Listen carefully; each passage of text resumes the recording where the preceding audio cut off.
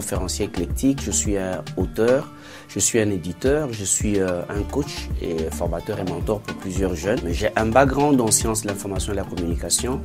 Donc quelqu'un dirait que je suis un peu journaliste de formation, mais ce n'est pas ça ce que je suivis dans la vie parce que j'ai un parcours assez transversal qui a touché en même temps les secteurs privés autant que les secteurs publics, mais aussi beaucoup plus un parcours dans les organismes internationaux, notamment comme expert sur les questions de gouvernance, les questions de communication. Et donc, c'est ce que je peux dire sur moi. Je me suis retrouvé appelé à travailler notamment dans le secteur privé, qui m'a amené jusqu'à être coordonnateur de programme réflexion prospective sur le processus électoral en RDC. Avec ce background, j'ai eu à diriger le programme pour le compte de NDI, la National Democratic Institute, le programme de réflexion prospective sur le processus électoral en RDC. Et ce programme mettait en musique tous les acteurs qui sont impliqués dans le processus électoral. Mais l'idée ici, c'était de trouver un mécanisme d'accompagnement qui permette à ce que nous puissions avoir des élections assez apaisées, inclusives et qui permettent à ce que chacun puisse tirer ce qu'il y a de meilleur dans le sens de renforcer la démocratie et le patriotisme. En 2018, c'était une autre expérience. J'étais à 2 doigts en fait de postuler. On m'a fait la cour par plusieurs partis politiques et plusieurs leaders qui ne se souviennent des gens qui ont pignon sur rue, des gens qui ont une adhésion populaire, des gens en qui les jeunes se réfèrent que quand il y a le processus électoral.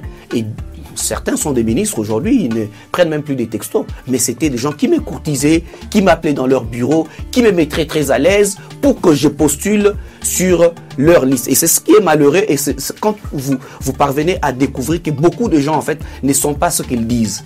Heureusement, Dieu merci, avec la configuration actuelle, je le dis toujours, l'union sacrée, c'est le dernier chapitre de la classe politique issue de la Deuxième République de Mobutu.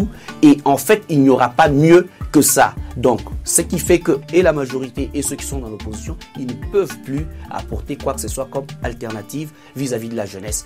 Et il est temps qu'il y ait une rupture, qu'il y ait un renouvellement de la classe politique, mais ce renouvellement ne se fait pas par baguette magique.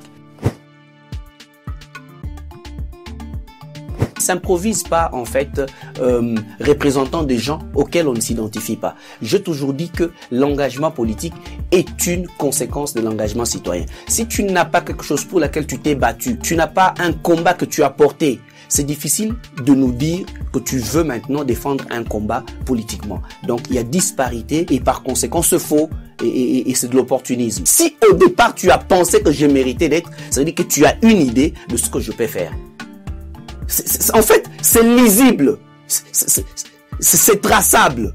On peut savoir que celui-ci, il a le feeling, il a toujours défendu les gens, il s'est toujours battu sur un certain nombre de choses. Et puis, il a l'art de rendre, il peut être capable d'aborder des questions avec aisance et acuité. C'est justement ça.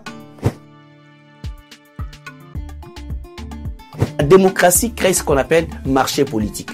Et dans le marché politique, on se comporte exactement comme dans un marché traditionnel.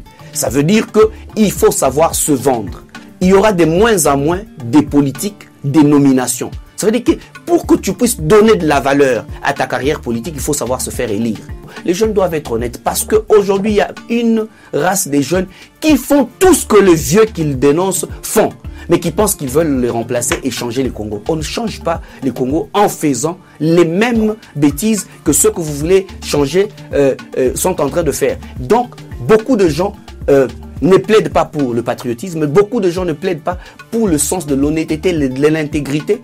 Beaucoup de jeunes sont dans des combines, mais ils veulent quand même remplacer les vieux. Et ça, c'est dommage.